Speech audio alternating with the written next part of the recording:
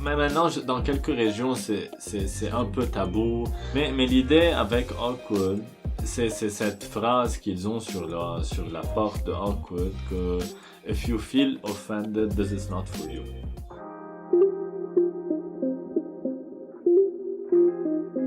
L'agenda culturel de Beyrouth vous présente Yané, précise ta pensée, le podcast qui va à la rencontre des jeunes artistes au Liban.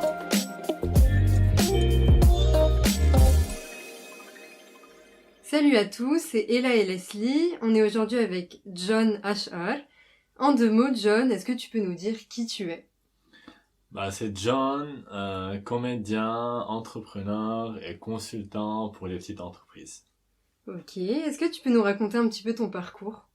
C'est un peu ambigu même pour moi comment je suis arrivé à devenir comédien et entrepreneur et tout ça. Mais en fait, j'ai tout essayé. J'ai commencé à étudier l'économie. Après, j'ai fait des relations internationales en France. Après, je me suis dit, OK, mon pays a besoin de moi. Je dois rentrer chez moi. J'ai bossé avec des ONG internationales. Après, je me suis dit, OK, peut-être il faut devenir entrepreneur et supporter mon family business. Après, je me suis dit, c'était une bonne idée de devenir comédien. Et soudainement, et je me suis dit, non, il faut que je me lance dans cette aventure. Et là, me voilà. J'ai une petite entreprise, je suis comédien, et en même temps, je supporte d'autres entreprises à agrandir leur part de marché. Ok, donc tu fais tout en même temps, du coup. T'as hésité et au final... Je me suis dit, il faut tout faire. Et comment t'as commencé le stand-up ? Quel a été le déclic ? Comment ça a commencé tout ça ? Une amie à moi m'a invité à Awkward pour me dire, OK, John, c'est sympa, il faut que tu essayes. Et la deuxième fois, je leur ai dit, OK, je vais essayer 5 minutes. Et j'ai envoyé la vidéo des 5 minutes au producer de Awkward. Et il m'a dit, écoute, tu peux essayer, mais ça ne va pas servir à grand chose parce que personne ne va rigoler, parce que les blagues sont tellement nulles que ça va pas se passer. D'accord. Et du coup, j'ai été on stage et ça s'est passé très bien. Mais c'était la seule fois que ça s'est très bien passé. Et non, mais après, la première fois c'était top, la deuxième fois c'était top, après je me suis dit, OK, les choses ne sont pas top toutes les fois, parce qu'en fait, les 2 premières fois, j'ai invité toute la famille, mes parents ont invité la famille, c'était juste pour les 5 minutes, et on s'est dit, en fait, les gens rigolaient juste pour me supporter, c'est John, il est sympa et tout. Et après, je me suis dit, il y a des amis d'amis qui m'ont dit, OK, John, you need to consider this. Ça sera sympa de devenir comme quoi comédien. Et après, semaine après semaine, j'ai eu aussi de très très très mauvaises, très très mauvaises expériences. Il y a des fois où je me suis dit, il faut arrêter. Il faut s'arrêter. C'est pas mon truc. Du coup, mais comment tu fais quand tu dis une blague, genre c'est ta meilleure blague et personne rigole? Je rigole. Je me suis dit, si personne ne va rigoler, au mieux que je fasse un truc, quoi. Mais généralement, généralement c'est à cause de moi que les gens ne regardent pas. Soit bien la blague n'est pas bonne, soit bien la performance n'est pas bonne, ou bien le contexte n'est pas bon, j'ai pas bien lu les réactions du public, comment ils vont gérer la blague, quoi. Mais après, there is always a way. Mais il faut être présent. C'est ça le truc.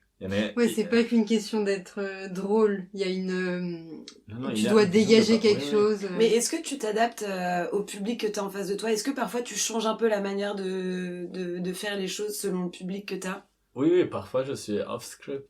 Parfois, il y a une fois, ma meilleure fois, c'était en fait le 30 décembre. Ce qui s'est passé le 30 décembre, je faisais un événement New Year's Eve -1. Mais c'était le top du Corona. C'était il y en a le nombre des... oui, il y avait beaucoup de cas. Il y avait beaucoup de cas et les gens annulaient.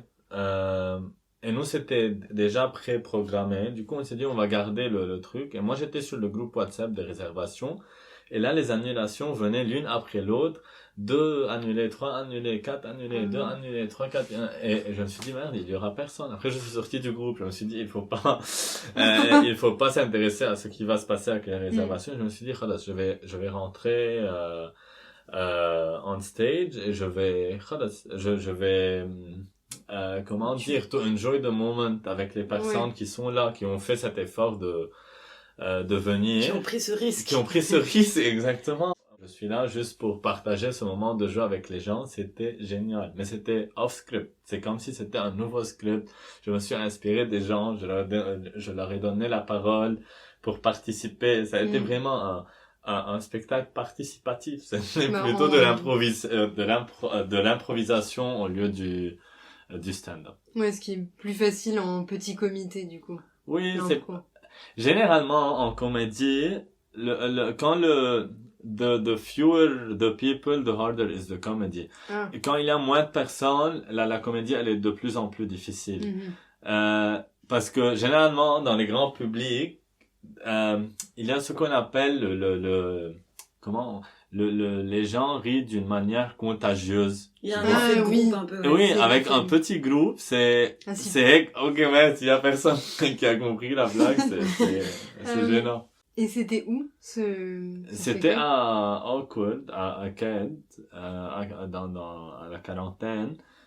Mais le pire spectacle que j'ai fait, mais c'était vraiment le pire, le pire. C'était, après ce spectacle, il y a eu le concept du Johnisme.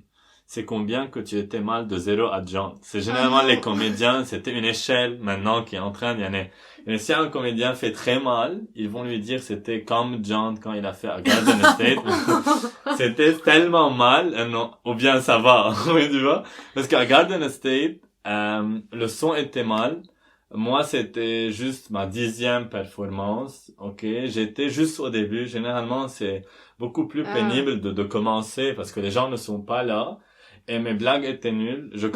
J'essayais de nouvelles blagues, ok, parce que généralement, dans un nouvel endroit, tu n'essayes jamais de nouvelles blagues. C'est des blagues que tu sais que ça marche. Que sais que ça marche. Dans worst case scénario, tu as ces blagues. Et moi, je me suis dit, non, je vais essayer de nouvelles blagues dans un nouvel endroit.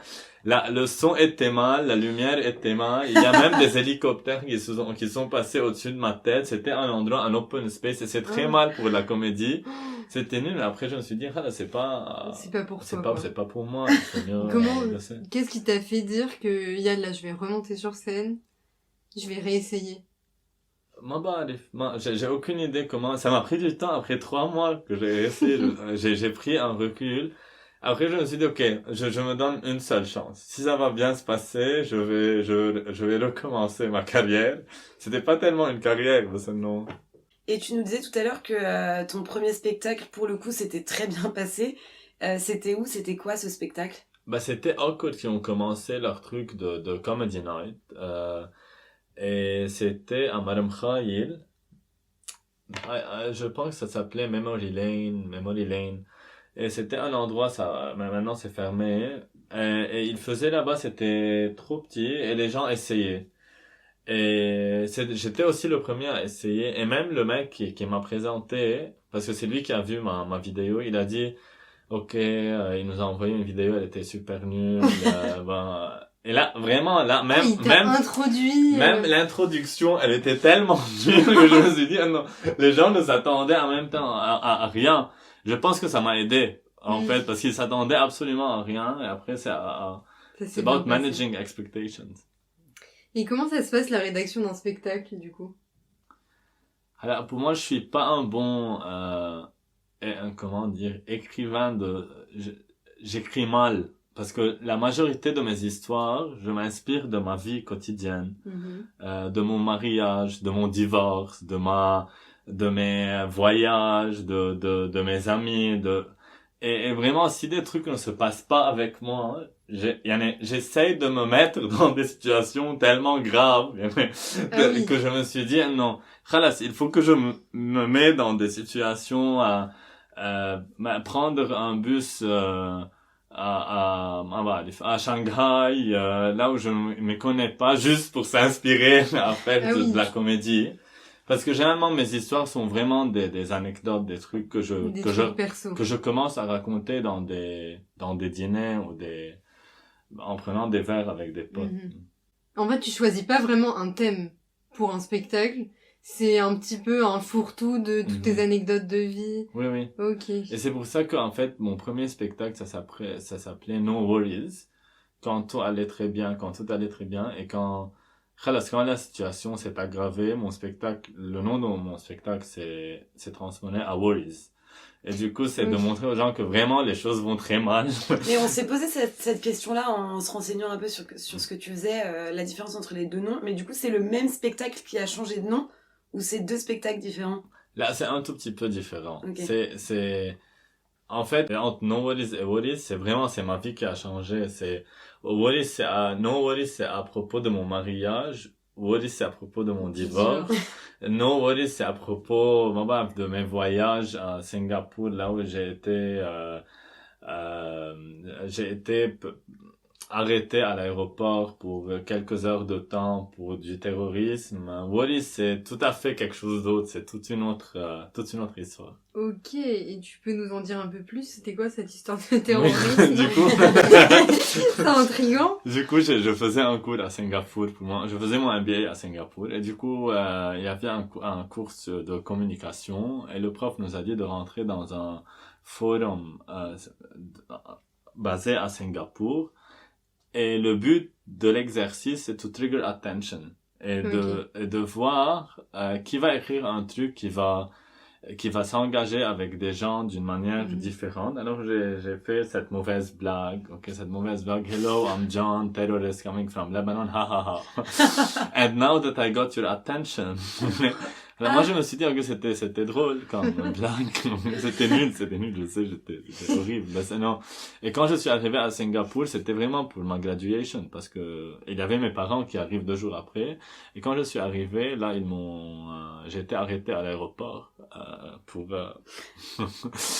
parce que pour terrorisme. Oui, tu nous parce que La vidéo était publique? C'était une vidéo? C'est pas une vidéo, c'était juste un forum. C'était sur un forum. C'est comme Craigslist, ça s'appelle comment? C'est un forum qui est connu, et moi j'ai fait cette blague, et du coup, non mais ça a dérapé, même j'ai été non, mais ça a dérapé dans tous les sens, parce qu'après ils ont appelé, parce que moi j'ai vécu avant en France, du coup ils ont appelé la France, pour voir, les gars, et en France là, ils ont pris le truc sérieusement. Ouais. La deuxième fois que je voulais avoir un visa Schengen, j'ai pas eu mon visa. Attends, pour raison, un ou plusieurs États membres estiment que vous constituez une menace à la sécurité publique ou à l'ordre national. Et après, j'ai fait une plainte contre le gouvernement français à Nantes. C'était un truc, oui. Non, c'était toute une histoire. Et les Français, non. Et jusqu'à maintenant, en fait, les Français pensent que je suis sur la liste du terrorisme, ouais. Oui. En vrai, c'est pas drôle, hein. C'est pas drôle, parce que non. Parce que tu te rends pas compte comment une blague tellement, mais je pense vraiment ça a à voir avec le Liban. Parce que si un Américain a fait cette blague, il n'aurait pas été arrêté à Singapour, ok? Pour nous, être terroriste, c'est pas un truc culturel, mais c'est un truc, c'est dans la région. We are so branded, of terrorism, it's becoming something that we talk about. C'était une mauvaise blague, ok? Mais sans cette blague. Je l'avoue, je le sais. Et je le sais très bien. Même, j'ai écrit, tu vois, à Singapour, j'ai écrit un truc pour qu'ils m'ont, pour me, comment dire, pour te relâcher. Pour me relâcher, ils m'ont obligé d'écrire un texte This was a very bad joke. Ça, c'est une blague. Oui, this is a very bad joke, and I will not do it again. From me, John. Chaque lettre CM2, quoi. chaque lettre avec une couleur. Ah ouais. Je suis choquée. Ok. Donc ça, t'en parlais dans ton premier. Oui, ça, j'en parle. Mais après, quand ça a passé à Cinémos, quand ils ont lancé là les épisodes de Stand-Up Melody, là, j'en parle plus, parce que les gens, généralement, connaissent cette blague ou bien le contexte, du coup, je parle d'autres trucs, ouais. Comment ça se passe pour signer des contrats avec des théâtres? C'est quoi les démarches? Est-ce que c'est toi qui vas vers eux ou comment ça se passe? Bah, ça dépend, c'est dans tous les sens. Parfois, nous, on cherche des endroits pour, Vous reproduire. oui, pour nous reproduire. Généralement, c'est... Pour vous produire, parce que pour vous... nous produire. Oui, pour reproduire, on stage, mais c'est... Et, pour vous reproduire en stage. Non, se produire Non, en se spectacle. produire. se reproduire en spectacle. Se reproduire, c'est autre Ça serait chose. intéressant. Ok, non, attendez. Se Je vais partir reproduire sur une autre on question. stage. On Je stage. vais partir sur une autre question, les amis. Ça va pas du tout. Et comment tu définirais ton humour, du coup?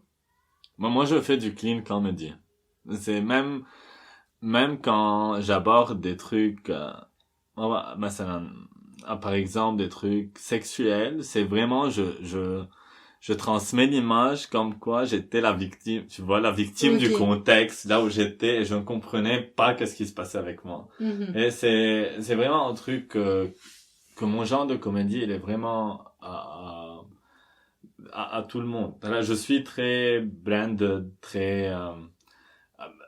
comme un comédien très chrétien, en tant que Ok. blague, en tant que posture on stage, et tout ce que je fais, c'est vraiment, ça fait partie de ma perception des choses. Mais en fait, c'est c'est ma personnalité on stage, c'est ma Mhm. persona. Ça fait partie de comment je vois le monde. Tu vois, c'est John on stage, c'est le chrétien qui a vécu dans une famille chrétienne. Et là, il est en train de découvrir qu'est-ce qui se passe dans le pays. Et c'est vraiment, c'est Martine dans la vie, tu vois. C'est John à la rencontre des musulmans, tu vois. C'est John à la rencontre il a vécu une vie qui est totalement différente à ce qu'il était censé vivre. Et soudain, les choses ont commencé à changer, tu vois. C'est ça. Et on a vu que donc tes spectacles ils sont en libanais et tu prévois de faire quand même des spectacles en France. Est-ce que c'est pas un peu un défi quand même de lancer un spectacle en arabe en France?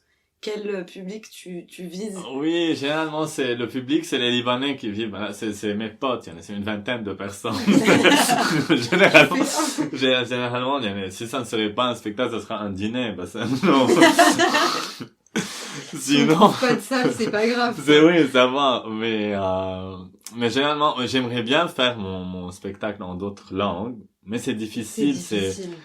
Mon spectacle, c'est vraiment Contextualisé. Oui, c'est ça.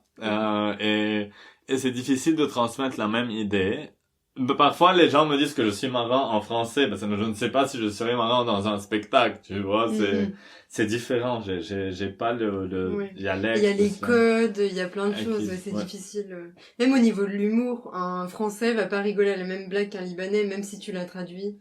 Oui, mais il y a des gens, par exemple, moi, je rigole trop sur les blagues de Gad Elmaleh, qui a aussi, qui a même essayé des blagues en anglais. Et ça s'est bien passé. Mais je pense que ça s'est bien passé pour les Français qui vivent Ouais. aux États-Unis, beaucoup plus que les Américains eux-mêmes. Mhm.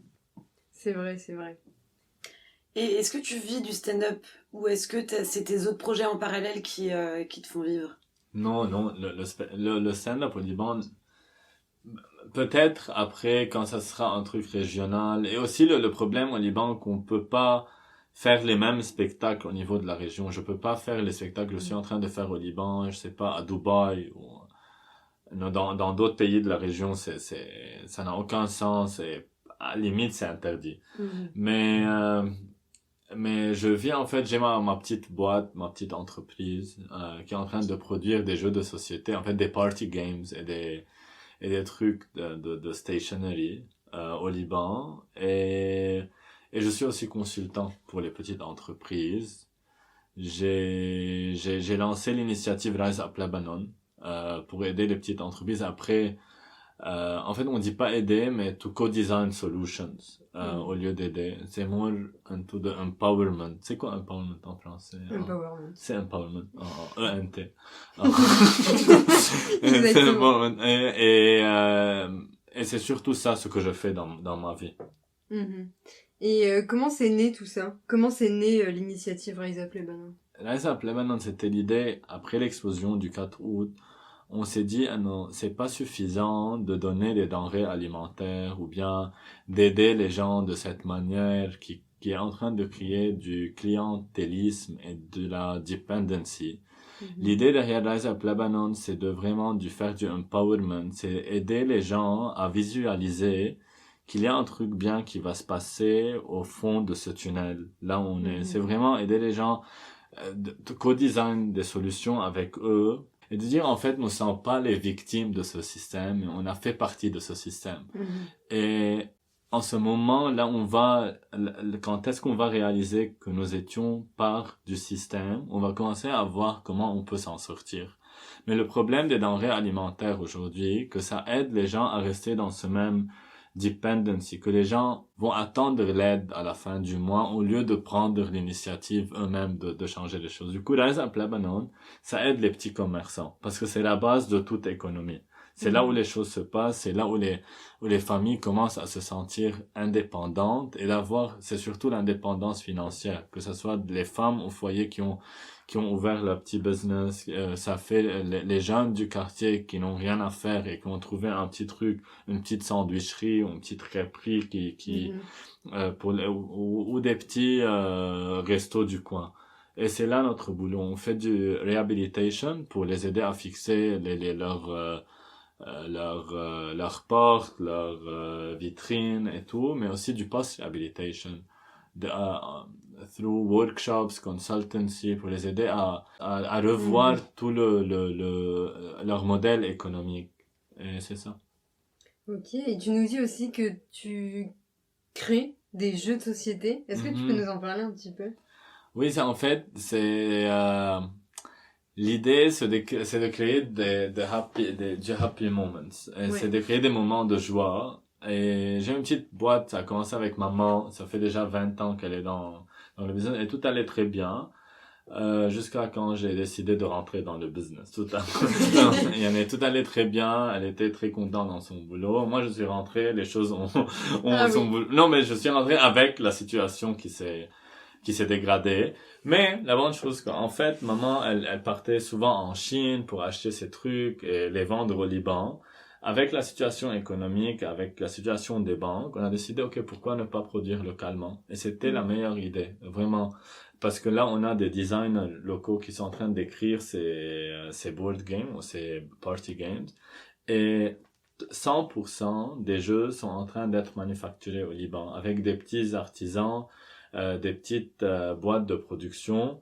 Et ça se passe très bien. Et là, ce qu'on est en train de faire, on est en train d'exporter, en fait. Les concepts du jeu ou le jeu en lui-même? Les deux. En fait, Okay. Ce qu'on est en train de faire, par exemple, à Dubaï, c'est il y a des gens qui ont aimé l'idée du jeu, mais ils veulent un truc contextualisé à Dubaï. Okay. Et il y a des gens qui ont aimé, par exemple, des trucs, des cahiers, des notebooks qui les ont achetés comme ils sont, avec la libanisation. Du coup, est-ce que tu peux nous présenter un jeu, par exemple, le concept, comment vous l'avez créé, les règles du jeu? Oui, ok, il y a un jeu, c'est Biropoly, ok, en fait, ça existe, mais on a fait le truc en libanais, c'est comme Monopoly, mais c'est vraiment un drinking game. Là, par exemple, c'est juste un jeu où tu as envie de rigoler. C'est vraiment, c'est le concept de tous nos jeux. C'est quand tu es dans une soirée avec des potes, en famille. Parce que nos jeux sont vraiment dédiés à ça. C'est pas des jeux 18 plus. C'est vraiment des jeux dédiés à tout le monde. Et là où tu as envie de rigoler, khalas, tu ouvres ce jeu, khalas, c'est fou rire garanti, quoi. Et revenons un peu sur le collectif Awkward. Qu'est-ce que ça t'a apporté de travailler avec eux? Écoute, c'est pas... Le collectif en lui-même, c'est génial comme idée de créer cette communauté de comédiens parce que vraiment, l'industrie au Liban, elle n'est pas très connue jusqu'à présent. Jusqu'à maintenant, c'est niche. C'est vraiment... seulement une partie de la communauté elle a accès à ça et encore ça c'est vraiment on est en train d'aller dans tous les Mais maintenant, dans quelques régions, c'est un peu tabou. Pas tous les genres De pas tous les genres de blagues. blagues, ils sont en train d'être respectés. Mais l'idée avec Awkward, c'est cette phrase qu'ils ont sur la porte de Awkward que if you feel offended, this is not for you. Et, et vraiment, ça parle trop de l'esprit. C'est vraiment là où on peut tout dire, là où il n'y a pas de tabou. Mais en tant que comédien, c'est vraiment un truc, ça s'appelle la Yes and Theory. C'est vraiment là où on est, quand nous sommes on stage, et c'est de vraiment d'être, de prendre tout ce qu'il y a du public and to build on it au lieu de refuser. Parce que nous, en tant qu'être humain, généralement, on a cette yes but theory. So, on est en train de prendre. Hein, si tu me donnes une idée, moi je te dis, oui, c'est une très bonne idée, mais il y aura quelque chose. En comédie et en impro, on est en train d'apprendre live on stage qu'en fait, si tu as un truc qui va se passer d'une manière surnaturelle, un truc à l'impro, tu dois juste le prendre et de bâtir dessus au lieu d'avoir cette réaction, non, qu'est-ce que je vais faire avec mon spectacle? Tu es en train de pouvoir savoir qui est le bon comédien et qui n'est pas un bon comédien. Et en parlant de ce collectif, vous avez sorti une série Stand Up Baladi en mars 2020. Est-ce que tu peux nous raconter un peu tout ça? Comment vous est venue l'idée? Comment ça s'est mis en place? Oui, c'était un truc qu'on a fait en collaboration avec Cinémose. Ils ont choisi 6 comédiens pour être dans la série. Et moi, j'étais pas entre les 6, en fait. Moi, j'étais le 8e. Mais les deux comédiens n'ont pas pu venir parce qu'ils étaient à l'étranger. En fait, ta vie, c'est une blague. Et ma vie, c'est une blague, finalement. Moi, j'étais pas élu entre les 6. J'étais le 8e. Mais l'idée, c'était vraiment de montrer différents visages de comédiens. Et si tu es en train de voir la série tout entière, tu vas réaliser qu'il y a de tout. Qu'il y a la LGBT community, il y a les sunnites, il y a les chiites, il y a les trop chrétiens, il y a les peu chrétiens, c'est vraiment ça représente le vivant. C'est vraiment représentatif et c'est vraiment ça donne envie de savoir plus sur la comédie libanaise, la nouvelle comédie, la nouvelle génération de comédiens libanais. Et vous vous connaissiez tous entre comédiens avant de commencer cette série, ou c'est des gens qui viennent un peu de partout? Non, avant la série, on se connaissait parce qu'on est en train de faire notre comédie tous ensemble à Awkward. Mais le truc sympa, c'est en fait à Awkward on fait aussi entre comédiens et c'est ouvert parfois au public des open mics. Là où on peut en fait tester.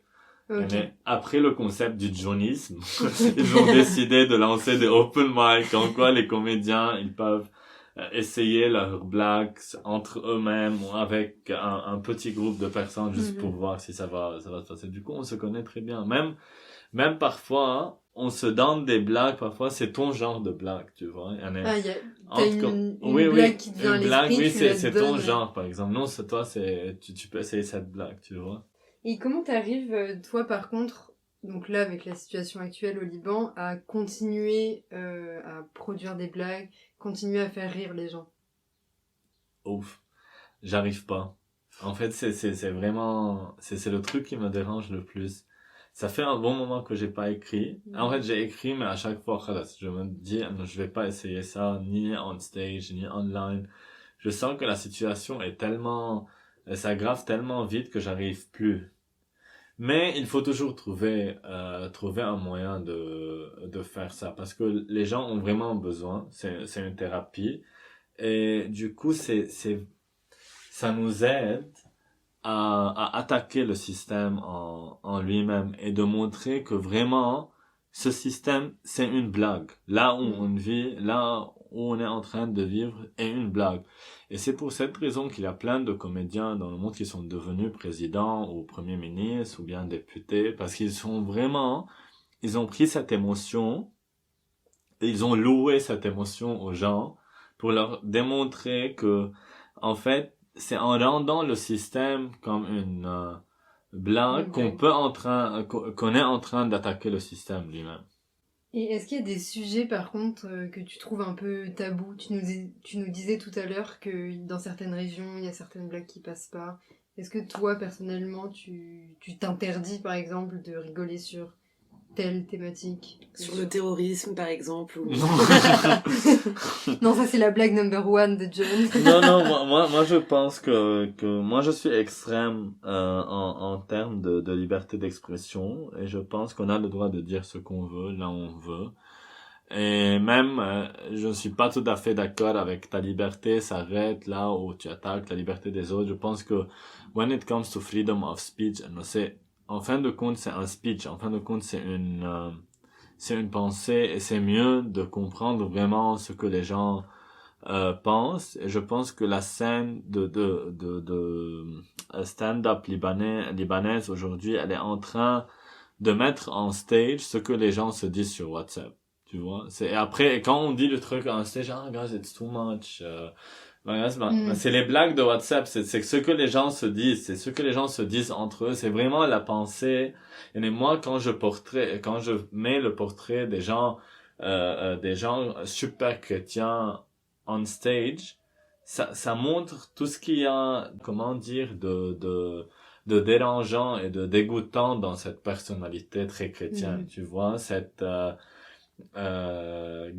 xénophobie, cette peur à l'intérieur, cette méfiance des autres, tu vois, et les gens me disent, ah non, mais c'est pas comme ça. Non, mais c'est comme ça, mais j'ai vécu comme ça durant toute ma vie, j'ai vécu comme ça quand j'étais à l'école, tu vois, j'étais dans une école, il y a 200 élèves dans ma promotion, il y a un musulman qui se sentait lui-même un nomade.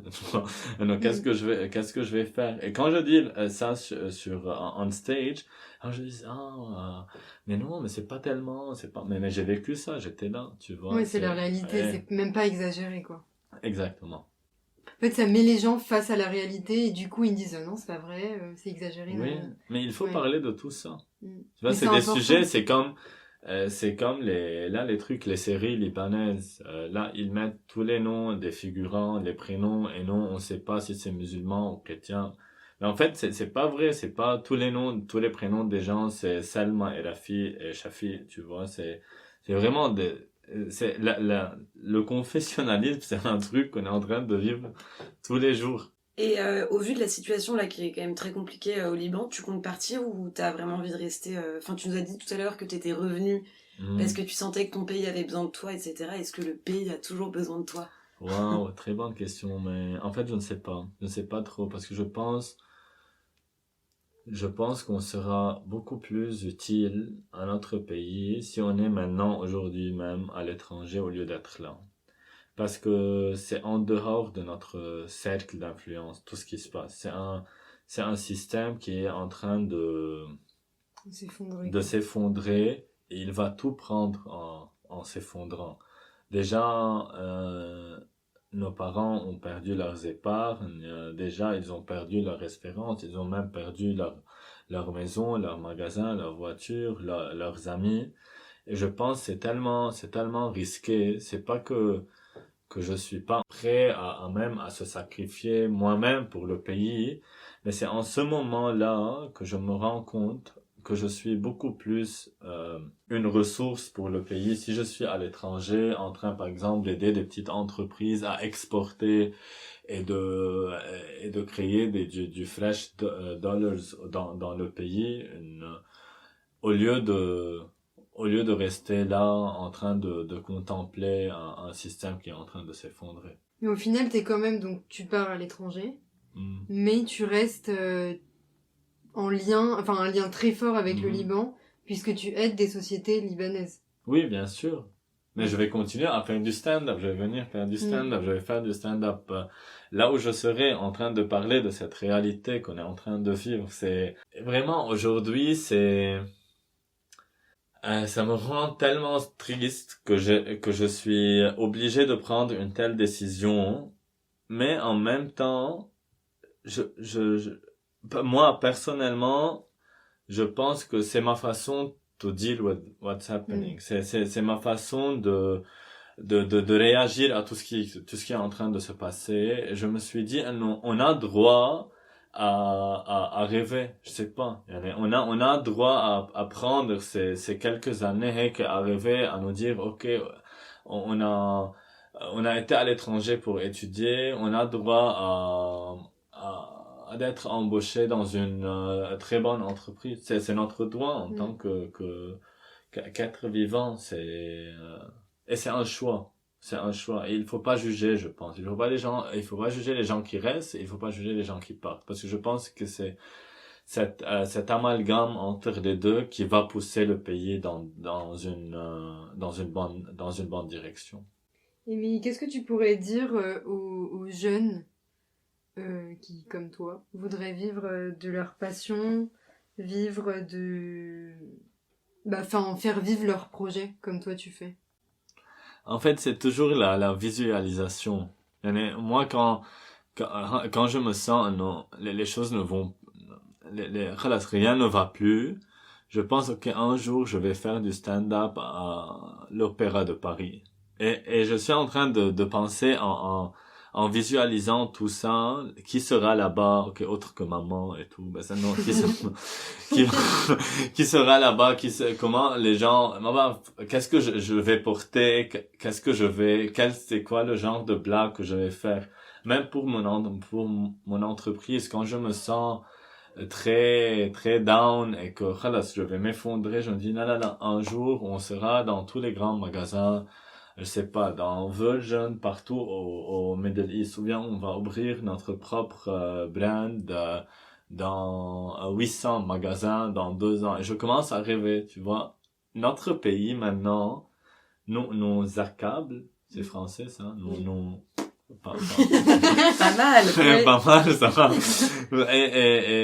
Et khalas, il rend le rêve tellement flou qu'on peut plus se projeter là-bas. Et on a droit à rêver.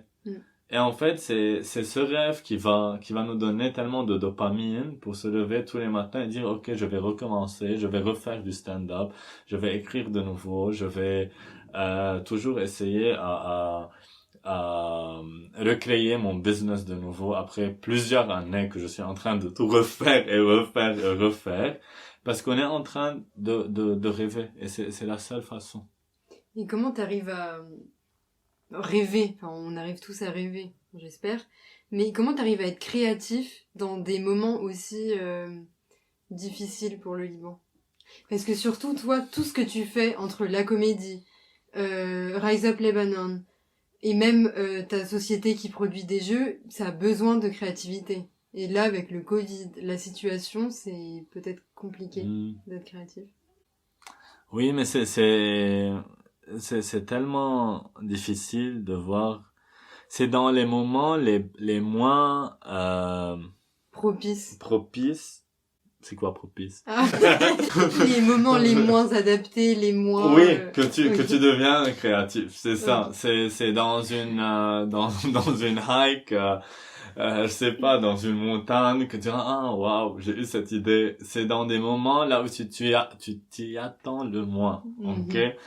C'est ça, c'est de mettre des idées, parce que moi je pense qu'on a cet aspect très logique, et au Liban cet aspect logique va toujours remporter l'aspect créatif. Donc là, on peut pas. C'est l'aspect opérationnel. Et c'est là où on laisse cette partie logique de notre tête se reposer, qu'on se dit, ok, it's time to get creative. C'est dans la douche ou avant de dormir, dans ces 2-3 secondes avant de dormir, une fois j'ai eu l'idée de Worries and No Worries.